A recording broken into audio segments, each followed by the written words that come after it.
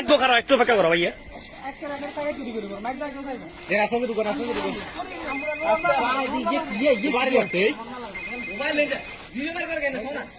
বেটা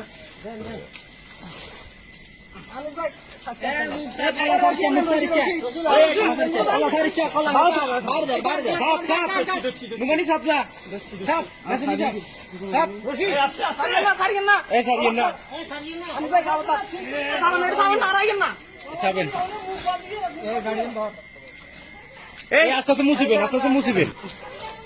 কাঠ লাগিয়ে নাও রশি এনে রে রশি